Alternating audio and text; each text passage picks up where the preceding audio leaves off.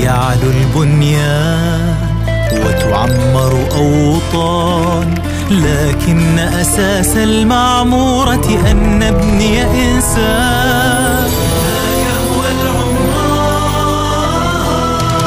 أن تبذل ما أمكن دوما، أن تبني أملا وسلاما، أن تنشر حبا إلهاما.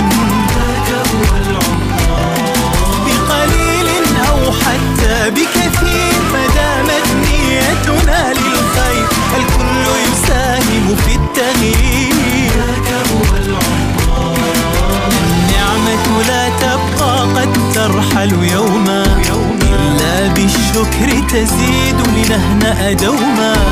أنت المضمون لكونك والعنوان، أنت العمران.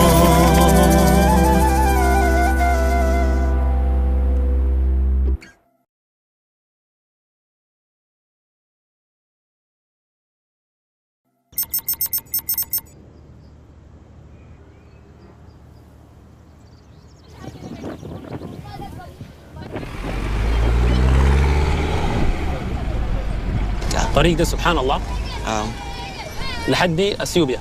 ايوه شارع القلابات اللي فيها خارج من القضارف، بيديك متفرع ماشي على اثيوبيا على القلابات. نعم. وبعد ذاك اللي هي حدود سودانيه. شوف الطريق ده زمان تشوف على مد البصر. ايوه سبحان الله، تشوف العماله اللي بتجي تشتغل. هسه تشوف النزوح الموجود ونزوح الناس. سبحان الله. والله. نعم. الحمد لله والله.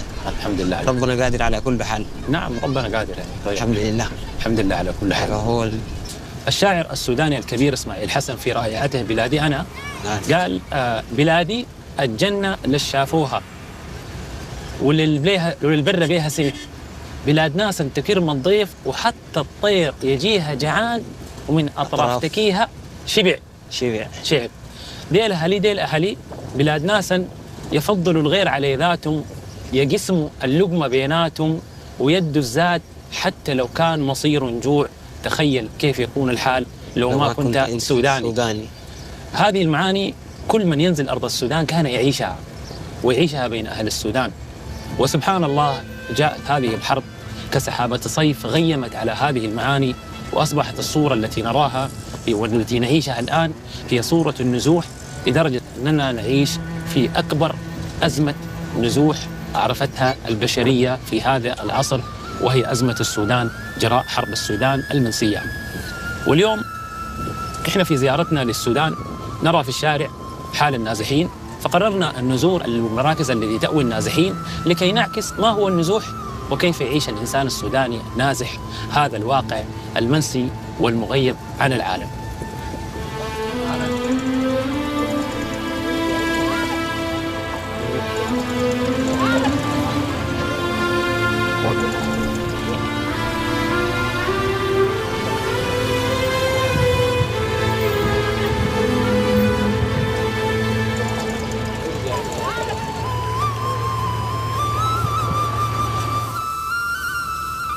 طبعا هنا في السودان أغلب المدارس وأغلب المساكن أصبحت مأوى لأهلنا النازحين، ونحن لكي نعكس هذا الواقع اليوم زرنا مدرسة التضامن الثانوية للبنات الموجودة هنا في ولاية القضارف لكي نعايش الواقع كما هو ونعكس لك واقع أهلنا النازحين في أرض السودان.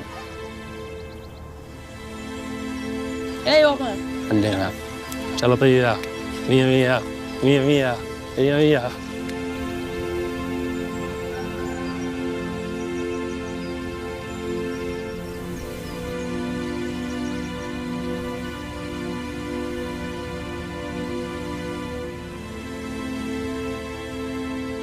لما تدخل يعني سبحان الله مأوى النازحين يعني تشدك الصورة ويشدك المنظر على واقع الحال، وترى كل السودان اجتمع في مكان واحد، من أهل الشرق من أهل الشمال من أهل الغرب، الكل اجتمعوا في مكان واحد. يا إن شاء الله تفضلي. تمام. في حاجة معلومة واحدة ضار أوصلها لك. نحن معانا أمهاتنا وأبهاتنا وأطفالنا الصغار بنحتاج لنا لخيمة خيمة كبيرة واسعة تجيبوها لنا كاملة بنغسل فيها الجنازات. ما عندنا أي وسيلة. هسه الليلة لما يقوم يموت لنا زول ما عندنا محل نغسل فيه، ما عندنا محل نغسل، شايفين؟ ما عندنا محل نبرد فيه الميت. ده حاجة يعني نهائي ما عندنا. لا وإن شاء الله المعلومة دي توصلوها لنا يا إخواننا تامة. دي الشيء المهم أنا عايزاه منه. في ناس بتتوفى كثير. هنا عندنا وفيات، ما عندنا مغسلة محل بنا نغسل فيه. ادونا خيمة، الخيمة دي تدقوها لنا، يكون الخيمة فيها الطشاطة، بتكون فيها الجرادل واللبريد، وحتى لو وصلتوا لنا جبتوا لنا يعني من الكفن حاجة وجبتوها لنا برضه بتساعدونا به. انت جيتي من وين؟ أنا جيت من سنجا. من سنجا؟ يعني مذهول والله من الطلب ده. نعم. يعني حتى الحاجات الرئيسية يمكن الناس رغم أزمة النزوح ما طلبت حاجة عشان تستر الميت. نعم. نعم. انت في أعداد كبيرة توفت هنا؟ في عندنا أعداد توفت والله وفيات ده عندنا اليوم. ما عندنا محل ذاتي بنغسل فيه. يعني حصلنا لمرحلة خيطوا بس نسأل الله والسلامة.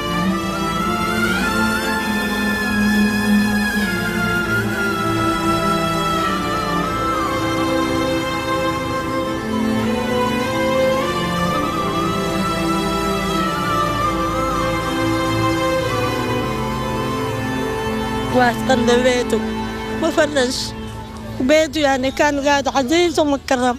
أسجد قاعد زي اللاجئ، ما عندك حاجة للأطفال. والله الواحد يقيل سووا لنا عدس الدنيا من دون رخيف. الواحد ينام ولا في شغل تشتغلوا ولا ده ولا ده الشيء مأثر فينا. بس إن إحنا السودانيين. أنا زي ولدك وجيت أنقل كلام قلبكم وكلام نفسكم، فقولي كل اللي في خاطرك، لأن السودان ده الناس ناسينه، فده دورنا إن إحنا ننقل الحاجة وتقولي في خاطرك كله إن شاء الله. دايرين هسه شوف البرد ده، نحن راقدين برا في البرد ده، هسه نحن رقادنا برا. يعني الواحد بيتغطى بثوبه ده، ما عنده حاجة اللي بيتغطى بيه. طبعا مرقنا متجري ده، بس جينا جارين ساعة ولا شلنا ملاية ولا شلنا بطاطين ولا شلنا ده ولا ده. شام، أنت جيتي من وين ربنا يحفظك؟ أنا جيت من الدندر. من الدندرة؟ من الدندرة. أنتوا آخر ناس؟ لا نحن أوائل ناس. أوائل ناس. أوائل ناس يوم 30. أيوة. فشل سنجا يوم 29 يوم 30 يوم هجول الدندر الساعة 10 يودع ما جو خشوا لنا. يعني في ناس مرقوا يعني شايلين بس يعني أطفال ما نعال ما لابسينه، وفي ناس مرقوا بثياب. هسه ده الدون اللي هنا في المدارس يا أبو. ده الكلام اللي داير أقوله لكم. أنت ليه بتحكي؟ أي والله وسوداني. الاسم مساجد محمد آدم موسى، وافدة من ولاية سنار من سنجا. بتمنى إنه الأوضاع تحت تصير أحسن وأفضل، بتمنى إنه نرجع بلدنا والسودان يكون في أمن وأمان. ده كل ما عندي، وشكرا وبشكر ولاية القطارف إنه هم فضلونا وأكرمونا وما قصروا معانا. بتمنى إنه نرجع بلدنا عشان الطلبة ده يكملوا تعليمهم، وأنا ذاتي طالبة زيهم، وبحس بالموقف اللي هم مارين بيه والظروف اللي ما قادرين إنه يواصلوا تعليمهم وما قادرين يقروا والحصص ما مستمرة. بتمنى إنه بس الحال ترجع لأحسن حال.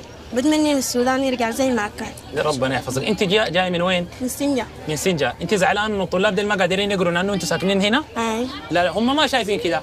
أنتوا زعلانين إنه الناس دول جو هنا؟ لا. زعلانين؟ لا. لما تخشوا هل في المدرسة بتتضايق؟ هل لما تخش المدرسة بتتضايقوا لما تشوفوا الخيام دي؟ شفتي الناس كلها بالعكس فرحانة بيكم، وبالعكس هم يتشرفوا إنه استضافوكم هنا. أي فعلا صحيح ما قصروا.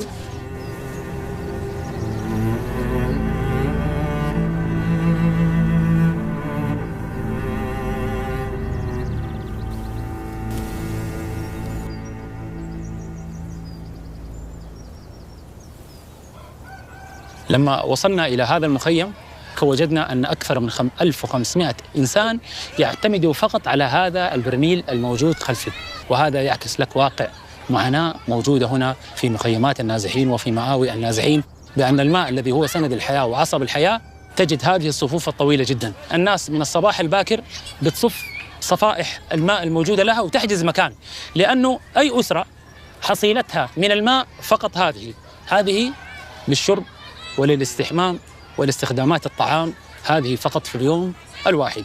والبعض منهم قال في أيام يعني حتى يعني الحمد لله مستورة، لكن في أيام ينقطع الماء وأيام يأتي الماء. هذه صورة من صور المعاناة المأوى النازحين.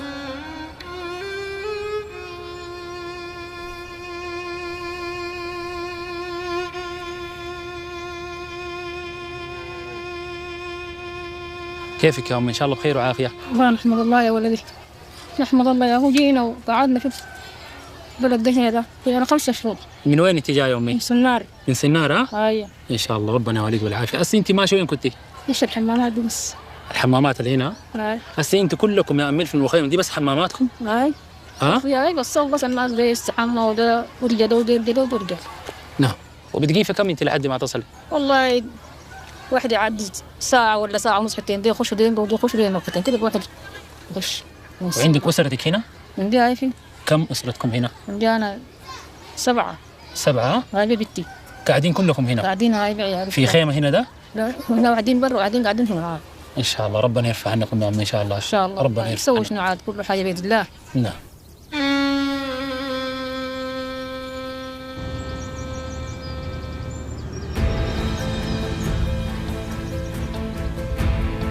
أكثر من 1500 نسمة موجودين في هذا المكان، وهذه فقط هي دورات المياه بالنسبة لهم للرجال وللنساء، بصورة من صور المعاناة في مآوي النازحين. والله المستعان.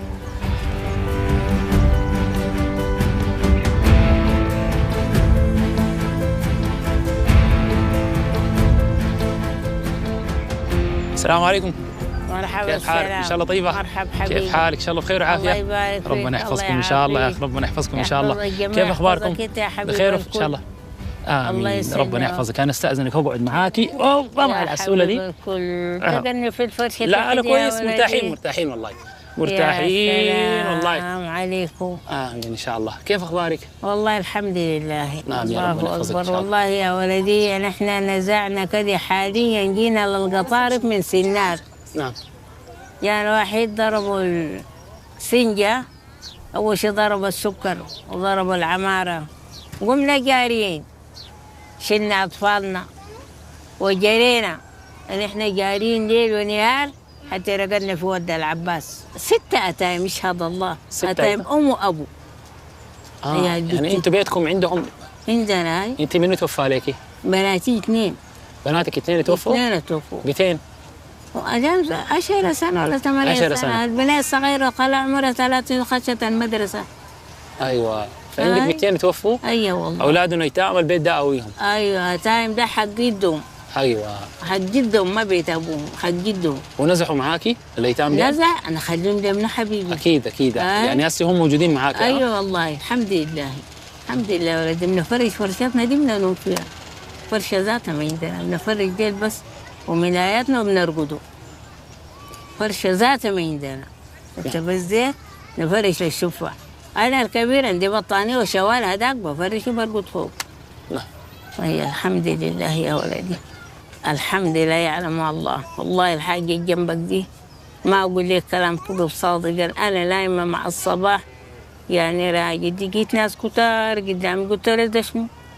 قال لي دير يا أحباب الرسول عليه الصلاة والسلام. قلت له طيب هو وينه؟ قال لي عين صباح. قمت أنت على القبلة لقيت بريق زي الكهرب وتش من جهر عيوني. قلت الحمد لله يا رب لك الحمد والشكر. يعني زور في المنام قريبة الصباح. أنا بقوم الساعة 4 قبل الصبح بتقومي؟ الساعة 4. أيوة. راضي على الحالة دي؟ الحمد لله الحمد لله. يعني بعد ما كنت في بيت ومستقرة بعد النزوح ده كله والظروف دي راضية؟ كيف ما أرضى؟ أنا كل يوم جمعة بشيل بليلة بجردل بشيلها من شبه المسجد، راحت مني. كل يوم جمعة أنا بشيل بليلة في الجردل من شبه المسجد. تمشي المسجد؟ أيوة. بتشيلي بليلة؟ أيوة. تمشي بها المسجد؟ أيوة. هسي ده ولا في زمان؟ لا في بيتي. هسي وين؟ هسي وين ألقاها حبيبي؟ أيوة. أي كل يوم جمعة أنا بليتي لي لابد أجهزها وأشيل الجردل المليان أمشي بها. تمشي تشيلي بليلة تطبخيها وتمشي تتصدقي بها في المسجد. الحمد لله. الحمد لله. ربنا هو اللي بيعلم. لو كل شيء كلمة زلة ربنا سبحانه وتعالى يسألني في أبوه. أنا ما غبيت جمعة غير كرامة صدقة. الحمد لله. الحمد لله رب العالمين. يعني كل جمعة أنت بتتصدقي بالبلية؟ إن شاء الله إن شاء الله. وكذا ربنا خالقني برحمته كلها ما فقدت شيء، لكن البنات الأول ماتوا بحربنا وبجرينا، ربنا نجانا ومرقنا الحمد لله يا رب. صحيح تعبنا هسه هنا لكن الحمد لله سالمين يا ولدي، سالمين الحمد لله. لما اتقطعت الصدقه بتاعت البليله اللي بتعمليها كل جمعه ما زعلتي عليها؟ تعبت شخصيا تعبانه، شخصيا تعبانه. يوم أسفي دي البليله انقطعت مني يمكن لقيت ضمت دقشم، صليت الى الساعه 4 ليه 4 صباحا بعد الوطن طلعت ماشي بشيل بلح ب 500 جنيه، القى الاطفال الصغار ادوم واحده في ايديهم. يا سلام. اي عشان ما لقيت انا حق البليله 500 جنيه دي، كل جنيه اعصر له واحده اداله. يا ربي تقبل صدقتي انا دلين دي. امين ان شاء الله. اي والله. امين. الحمد لله يا ولدي. امين. تقبل صدقتك. امي ربنا يحفظها. كل جمعه بتعمل بليله وبتوزعها صدقه في المسجد بعد صلاه الجمعه. ايوه. توزعها للمصلين. فقالت لما اتقطعت الصدقه ولما جات نازحه هنا واتقطعت الصدقه فزعلت، لكن بمشي بشيل ب 500 جنيه اللي هي اقل من $4 حتى، بشتري بلح وبوزع على الاطفال الصغار لحد ما تنقطع، بقول الحمد لله اللهم لك الحمد والشكر. يا رب لك الحمد والشكر. الحمد لله. الحمد لله يا ولدي. بعد ده كله ما شاء الله بتتصدقي وراضيه يا امي؟ الحمد لله، الحمد لله. ده ما مراد الله يا ولدي، المكتوب ما منه هروب، ده مراد الله. الله رايد كدي. عشان الواحد ذاته يتذكر ربنا سبحانه وتعالى وهو قاعد في شنو وبيحصل شنو. هسي في حاجات انا لاقتني هنا ما كنت عارفاها، زي في جوع اللي بيحصل ده ما كنا عارفينه. الاحتياج بتاع الأطفال ما كنا زمان عارفينه، هسه عرفناه بعد النزوح. أيوة. النزوح ده ورانا أي حاجة. هسه في ناس الواحد يكون نايم جيعان، أنت ما تدري، أنت أكلت وسديت بيتك عليك، لكن يا وينك في ناس ما عندهم، ما كنا عارفينه. لكن لما جينا هنا عرفنا في بيت فوقه وبيت ما فوقه، عرفنا في بيت فوقه عشاء وبيت فوقه ما عشاء، عرفنا الأسف وعرفنا الجوع وعرفنا العطش يا ولدي. ده امتحان من ربنا سبحانه وتعالى واحنا نتقبله يا ولدي. ربنا بعد الله يصلح الحال والواحد يمشي عديد يا الله، لو كان ما ماشي عديد ذاته تصلح الدرب. انت بتقول الحصل ده ورانا كنا بنقفل بيوتنا علينا شبعانين، لكن في ناس جعانين. ايوه والله. هسه احنا شفناهم بقينا نشعر بالناس الثانيين. ايوه والله. ايوه والله. نسمع الجنة كوري واي ماله كان فضل اسقي عيشه وحدي. انا بالذات بربط بطني دي منها، بشوفه ماله جانا ده بكورك، لا بكورك، لا حبيبي هاك يا ادي خليه ياكل، وانا ما اكلته يا اخي، لان انا بتحمل الجوع. ربنا يحفظك. والله الطفل ما بيتحمل. يا سلام. من نوع دي جيراني وحباني هنا ده حاليا انا ما وقفت المده. يا الحمد لله. يا سلام. الحمد لله يا ولدي. نعم. الحمد لله. الحمد لله. ان شاء الله ربنا يقدرنا عليها يا الله. آمين. يا ولدي. يا ربنا يحفظك يا أمي. آمين. يحفظكم انتم يا أولادي. آمين. صغار وجوهار، ربنا يحفظكم انتم ويودع غربتكم. الله يدير رجالكم لين لأننا نحن حجينا. يا رب العباد. الله جيتكم ليه شدة ما رفعتنا، والله تقول احنا كده حجينا مرقنا من حاجة تانية باحترامكم لنا وبذلكم لنا وبشاشتكم لنا. احنا والله شعرنا بكل شعورا حلوة وزي رجعنا بيوتنا. الحمد لله يا رب. والله ما بعد كلامك ودعواتك كلام يا أمي. والله ربنا يحفظك يا آمين يا ولدي. ربنا يحفظك. آمين. ما علينا إلا ندعي لك والله. والله أنا ذاتي بدعي لكم الليلة جيتكم دي الأطفال الصغار نقصوا ورقصوا ودققوا ولعبنا، يعني فرحتهم دي وين؟ بيكم انتوا ليه ميزان ما عملوها؟ مع كئيبين وحزنانين وحاسين العربية بتيجي تجيب لهم الوجبة يقوفوا على الصف. سبحان الله ولدي، الحرب ده ورانا أي حاجة.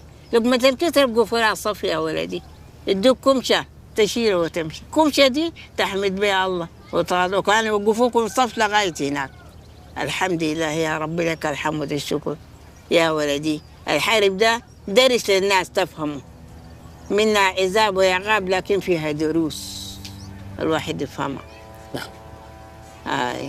فيها درس. لا بيعرفوا كبير، لا بيعرفوا عشان هم كيف جابوا الوجبة دي يقفوا لها الصف.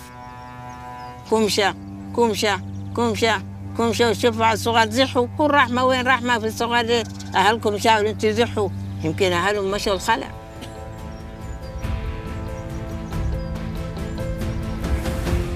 وعد تدينا دعوة قبل ما نمشي، وإن شاء الله نجيكي هناك بإذن تعالى، نجيكي في بيتك إن شاء الله.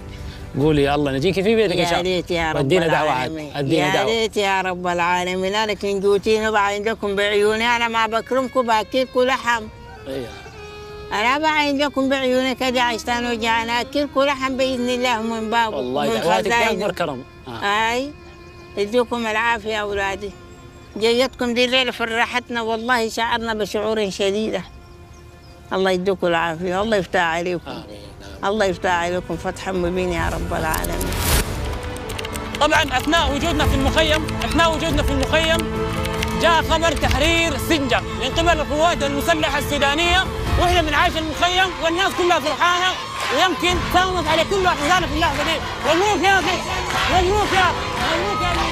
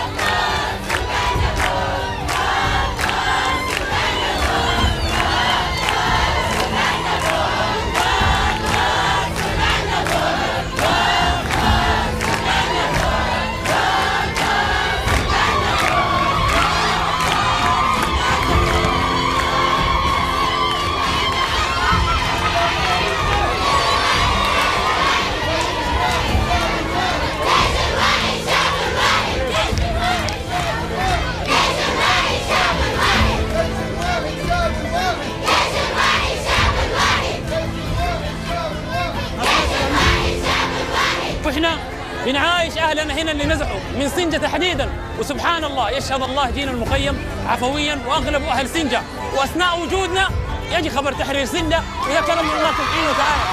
الله اكبر الله اكبر الله اكبر. وتحيه لكل ابناء القوات المسلحه الموجودين في الخطوط الاماميه، ولكل الله اكبر، ولكل الامهات ودعواتهم. احنا لما دخلنا كانت في حجه بتدعي، قالت لي يا الله تتحرر ويرجع، يا الله قولوا يا الله امين. وما مرت دقائق الا وجدت تحرير، الحمد لله رب العالمين. الله اكبر الله اكبر الله اكبر.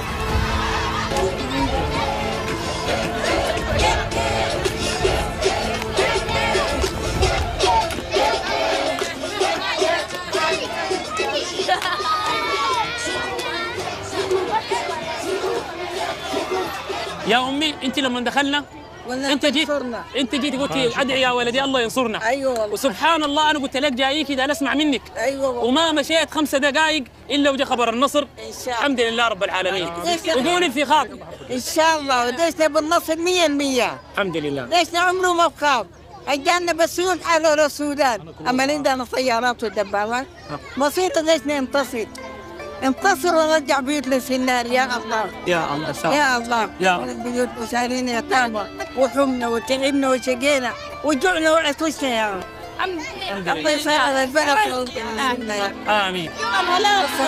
احنا الوطن وطننا.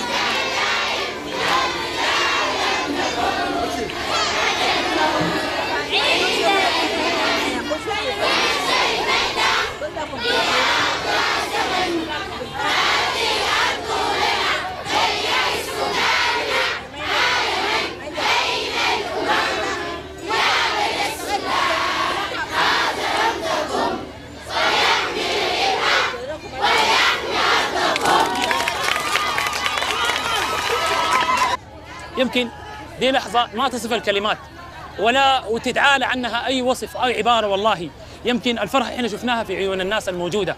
لما دخلنا للمخيم شفنا الناس مدامع على عيوننا، وشفنا ضيق الناس، وشفنا يمكن حالة يعلم بها الله سبحانه وتعالى. ولما دخلت قلت الحرب دي سحابة صيف مرت على الناس، وسحابة صيف غيمت على معاني السودان الجميلة اللي قلنا في يوم من الأيام قالوا حتى الطير يجيها جعان، حتى الطير يجيها جعان من أطراف تكيها شبع.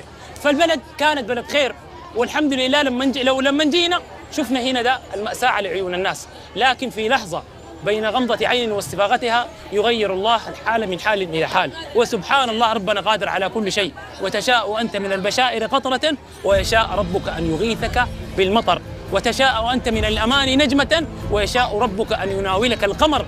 دي الصورة في كرم الله سبحانه وتعالى اللي شفنا حزن الناس، لكن في لحظة يتبدل الحزن ده لفرح. والفرحة الكبيرة لما ترجعوا بيوتكم إن شاء الله بإذن تعالى، لما ترجعوا بيوتكم والسودان كلها محررة وتكونوا زي ما أنتم وزي ما عايزين إن شاء الله، وكما أنتم الشعب السوداني العظيم ده والبلد العظيم ده، وربنا يحفظكم إن شاء الله. سلام. الليلة يوم طليتونا نحن الفرحة في عيوننا، الليلة سنجة تحررت بقدمكم أنتم. الله أكبر.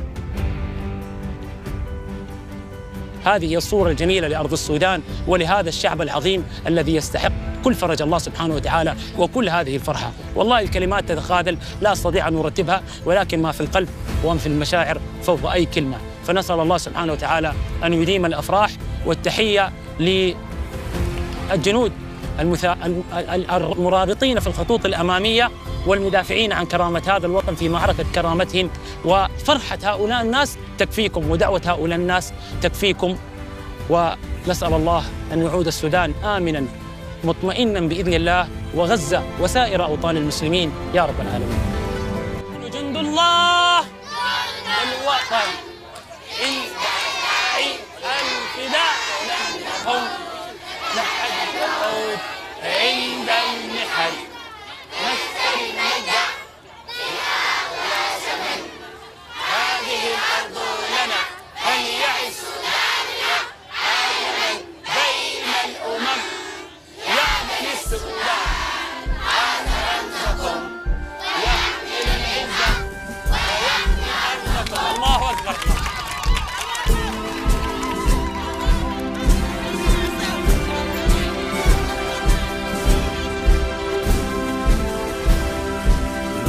جند الله جند الوطن إن دعا داعي الفداء لن نخن نتحدى الموت عند المحن نشتري المجد بأغلى ثمن هذه الأرض لنا فليعش سوداننا علما بين الأمم